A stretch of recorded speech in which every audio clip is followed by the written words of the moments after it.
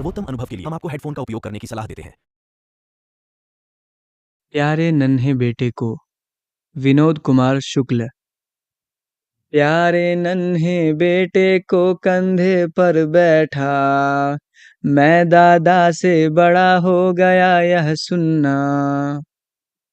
प्रस्तुत पंक्तियां दिगंत भाग 2 के प्यारे नन्हे बेटे को कविता से ली गई है। इसके कवि विनोद कुमार शुक्ल जी हैं। यह कविता उनके कविता संकलन वह आदमी नया गरम कोट पहनकर चला गया विचार की तरह से संकलित है। इन पंक्तियों में कवि कहते हैं कि जब मैंने अपने बेटे को अपने कंधे पर बैठाया तो मैंने अपने बेटे से यह कहते सुना कि मैं दादा से बड़ा हो गया। प्यारी बिटिया से पूछूंगा बतलाओ आस पास है कहाँ कहाँ लोहा। चिमटा कर कुल सिगड़ी समसी दरवाजे की सांकल, कब्जे खीला दरवाजे में धसा हुआ, वह बोलेगी झटपट। इन पंक्तियों में कवि कहते हैं कि प्यारी बिटिया से पूछूंगा कि बतलाओ आसपास कहाँ कहाँ लोहा है। वह झटपट बोलेगी चिमटा करकुल सिगड़ी समसी दरवाजे की सांकल कब्जे खीला दरवाजे में धसा हुआ, इन सभी में लोहा है। रुक कर वह फिर याद करेगी एक तार लोहे का लंबा लकड़ी के 2 खंभों पर तना बंधा हुआ बाहर सूख रही जिस पर भैया की गीली चड्डी, फिर एक सेफ्टी पिन साइकिल पूरी। इन पंक्तियों में कवि कहते हैं कि मेरी प्यारी बेटी थोड़ी देर रुकेगी और याद करेगी।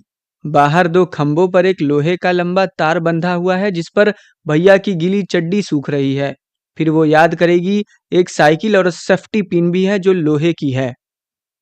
आस पास वह ध्यान करेगी सोचेगी दुबली पतली पर हरकत में तेजी, कि कितनी जल्दी जान जाए वह आस पास कहाँ कहाँ लोहा है।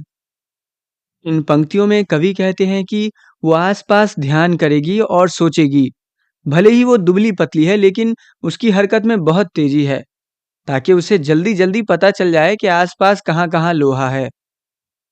मैं याद दिलाऊंगा जैसे सिखलाऊंगा बिटिया को, फावड़ा कुदाली टंगिया बसूला खुरपी, पास खड़ी बैलगाड़ी के चक्के का पट्टा, बैलों के गले में कांसे की घंटी के अंदर लोहे की गोली।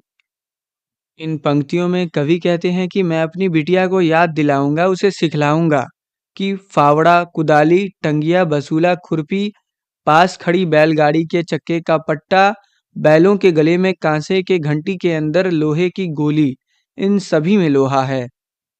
पत्नी याद दिलाएगी जैसे समझाएगी बिटिया को, बाल्टी सामने कुएं में लगी लोहे की घिर्री, छत्ते की काड़ी डंडी और घमेला, हसिया चाकू और भिलाई बला डीला, जगह जगह लोहे के टीले। इन पंक्तियों में कवि कहते हैं कि मेरी पत्नी भी याद दिलाएगी समझाएगी कि बाल्टी सामने कुएं में लगी लोहे की घिर्री, छत्ते की काड़ी डंडी, घमेला हसिया चाकू और भिलाई बलाडीला में सभी जगह लोहे के टीले छोटे पहाड़ हैं। इसी तरह घर भर मिलकर धीरे धीरे सोच सोच कर एक साथ ढूंढेंगे कहाँ कहाँ लोहा है। इस घटना से उस घटना तक की हर वो आदमी जो मेहनत कश लोहा है। इन पंक्तियों में कवि कहते हैं कि सभी लोग मिलकर सोचेंगे और एक साथ ढूंढेंगे कि लोहा कहाँ कहाँ है। फिर कवि को महसूस होता है लोहा कदम कदम पर व्याप्त है। कवि महसूस करते हैं कि हर वो व्यक्ति जो परिश्रम के सहारे अपनी जीविका चलाता है वो लोहा है। हर वो औरत दबी सताई बोझ उठाने वाली लोहा है।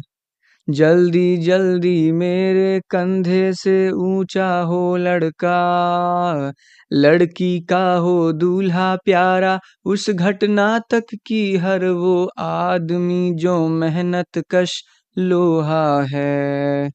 हर वो औरत दबी सताई बोझ उठाने वाली लोहा है।